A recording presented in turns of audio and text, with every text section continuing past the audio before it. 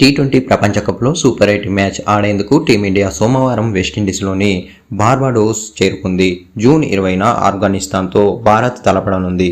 ఫ్లోరిడాలో వర్షం కారణంగా గ్రూప్ దశలో చివరి మ్యాచ్ రద్దయింది. అంతకుముందు గ్రూప్లో అమెరికా, పాకిస్తాన్, ఐర్లాండ్లను టీమిండియా ఓడించింది. అమెరికా డ్రాప్-ఇన్ పిచ్పై భారత్ ఇప్పటి వరకు టీ20 ప్రపంచ కప్లో 3 మ్యాచ్లు ఆడింది. అదే సమయంలో ఇప్పుడు సూపర్ 8 మ్యాచ్లు వెస్టిండీస్లోని 6 మైదానాల్లో జరగనున్నాయి. ఐపీఎల్ 2024లో 200 పరుగులు చేయడం సర్వసాధారణం. కానీ ఇప్పటి వరకు వెస్టిండీస్ పిచ్లలో 200 పరుగులు కేవలం 2 సార్లు మాత్రమే నమోదయ్యాయి. ఆస్ట్రేలియా, వెస్టిండీస్లు 200 పరుగులు చేశాయి. సూపర్ 8లోని 8 జట్లలో కేవలం 4 జట్లు మాత్రమే ఇక్కడ మొత్తం 150కి పైగా పరుగులు సాధించాయి.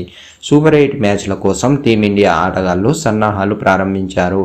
ఈ సమయంలో నెట్స్లో కెప్టెన్ రోహిత్ శర్మ పిచ్ ఎలా ఉందని జస్ప్రీత్ బుమ్రాను అడిగాడు. అదే సమయంలో ప్రాక్టీస్ పిచ్పై బుమ్రా ఆనందంగా కనిపించాడు. పిచ్ పరిస్థితులను పరిశీలిస్తే భారత్ తన ప్లేయింగ్ 11లో మార్పులు చేయగలదు. ఆఫ్ఘనిస్తాన్ తన 4 మ్యాచ్లలో 3 గెలిచి సూపర్ 8కి అర్హత సాధించింది. అయితే మంగళవారం వెస్టిండీస్తో ఓటమిని ఎదుర్కోవాల్సి వచ్చింది. ఆఫ్ఘనిస్తాన్తో జరిగే మ్యాచ్లో స్పిన్ ఆల్రౌండర్ రవీంద్ర జడేజా స్థానంలో భారత జట్టు కుల్దీప్ను ఆడించవచ్చు.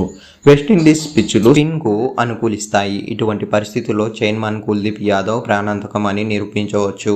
ఇక్కడ గత 3 మ్యాచ్ల్లో రవీంద్ర జడేజా రాణించలేకపోయాడు.